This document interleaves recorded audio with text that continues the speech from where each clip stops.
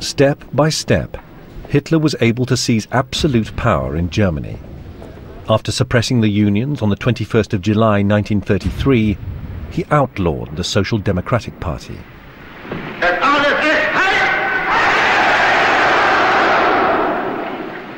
Die große Zeit ist jetzt angebrochen. Deutschland ist nun erwacht. Die Macht haben wir nun in Deutschland gewonnen. Nun gilt es, das deutsche Volk zu gewinnen. The German people, for their part, went away on holiday. Now the Nazi Party was the only legal party. Its anti-Semitic slogans didn't appear to stir up many people. They seemed largely indifferent to the fate of their Jewish compatriots, who, after all, only numbered 500,000, less than 1% of the population.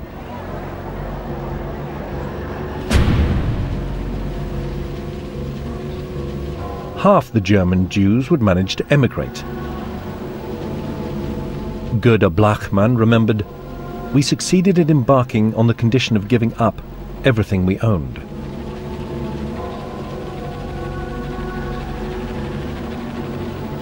The poorer German Jews would be stuck in Germany. They would be deported to the eastern ghettos and finally exterminated in the camps.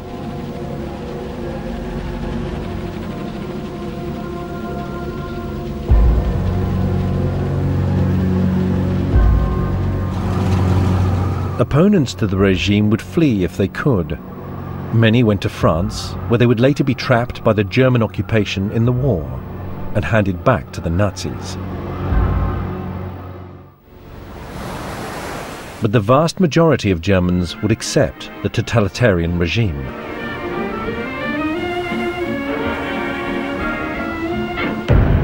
Some would begin the day by hoisting the swastika flag, Germany's official emblem.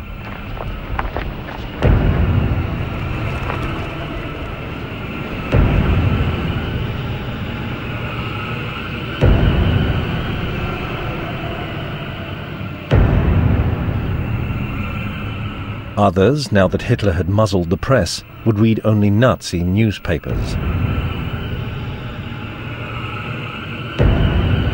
Their daughters, too, would learn the compulsory salute. Their sons would enter the Hitlerjugend, the Hitler Youth Movement, which would hone their aggressive tendencies. At school, teachers would show pupils how to handle weapons.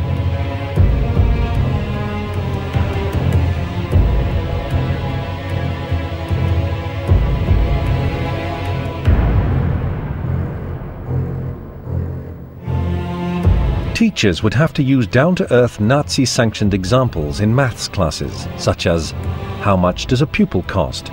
A mentally handicapped young person costs the state 1,800 marks a year. The average pupil, 320 marks, and a brilliant pupil, only 125 marks. Answer: society can only survive if its citizens are genetically sound.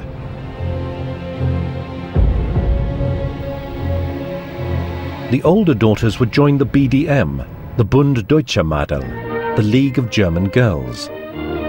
It trained girls to be good wives and to bear many little soldiers.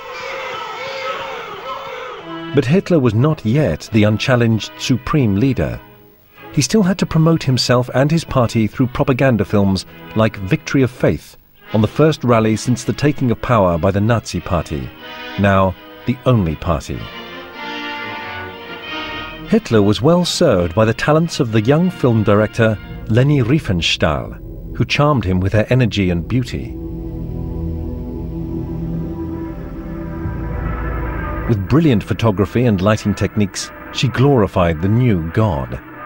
She gave him a new mystique, the mystique of the leader, of power, which also elevated his apostles like the most loyal of the loyal, Rudolf Hess, one of the writers of the anti-Jewish laws.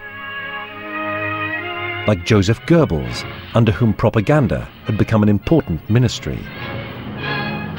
Like Hermann Göring, who had revived German aviation. and like Ernst Röhm, head of that horde of fanatics, the Stormtroopers.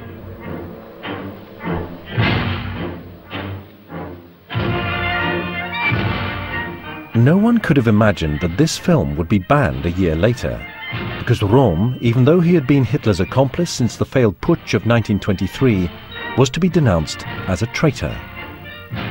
Partly because he was too close to Hitler, partly because the SA had grown too big. With 2 million members, it began to rival the army. Hitler, to gain the army's support, would have to bring them into line and eliminate Röhm.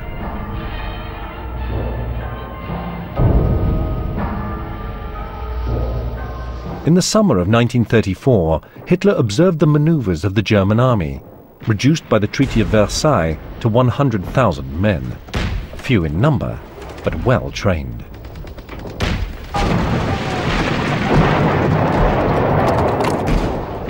Hitler knew that to wage war, he needed good generals, admirals, brilliant officers, great strategists, and well-drilled soldiers. He had always promised to free the army of the straitjacket of Versailles and to restore its troop and weapon strength. But the generals wanted more, in particular to get rid of Röhm and his stormtroopers, who were in a position to supplant the army.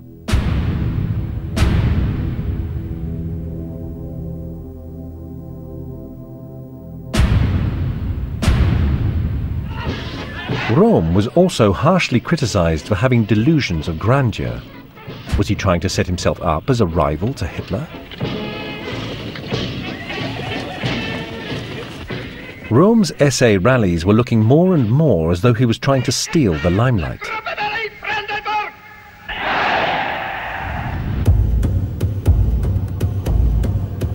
Hitler and Röhm had been partners for 15 years, but Hitler did not hesitate. He would eliminate Röhm under the pretext that he was planning a coup d'etat. Hitler then chose his executioners: Himmler, head of the SS, Heydrich, head of the Gestapo, Sepp Dietrich, who led the Führer's bodyguard.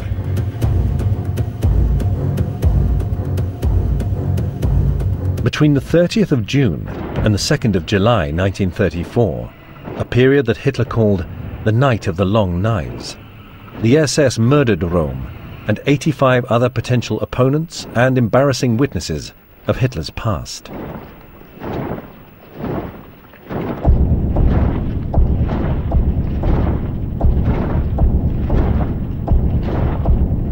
With Röhm gone, the stormtroopers lost all their influence and were deployed only to keep order.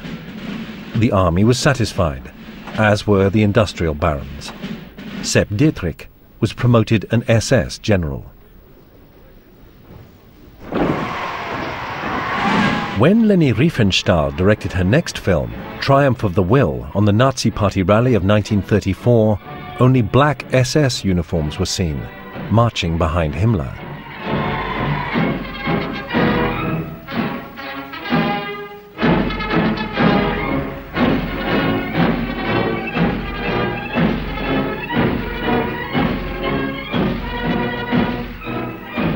Hitler was now alone at the top of the pyramid.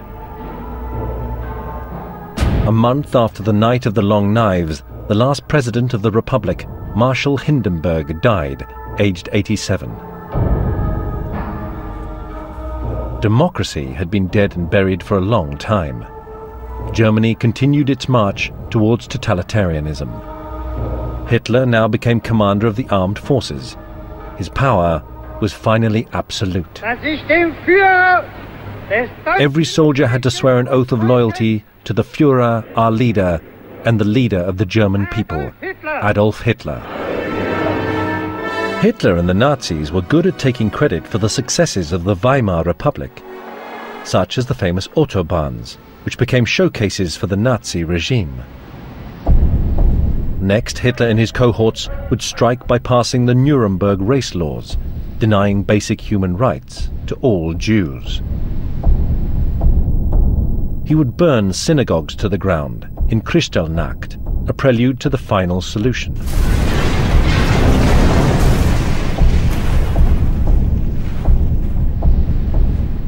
He would violate the Treaty of Versailles by reoccupying the zones demilitarized in 1919.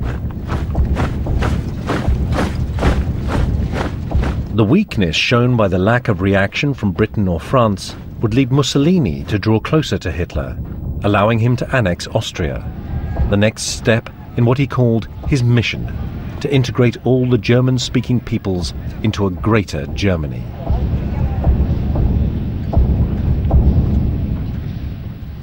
He would intervene in the bloody Spanish Civil War, sending his bombers to annihilate the population of Guernica.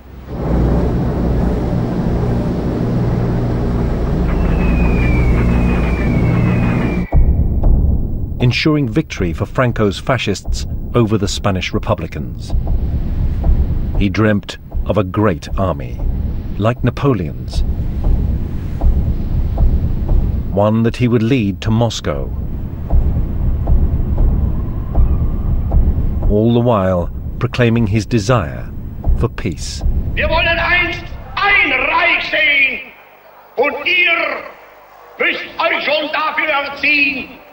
Wir wollen, dass dieses Volk einst gehorsam ist, und ihr müsst euch in den Gehorsam üben.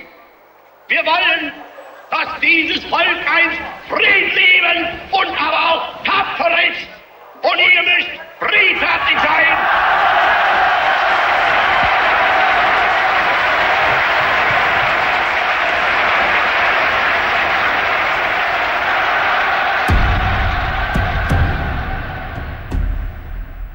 The German people, drained by Nazi pomp and propaganda, would begin to lose contact with reality.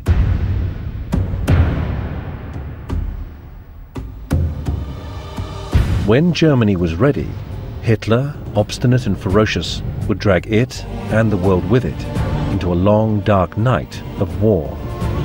50 million people would die.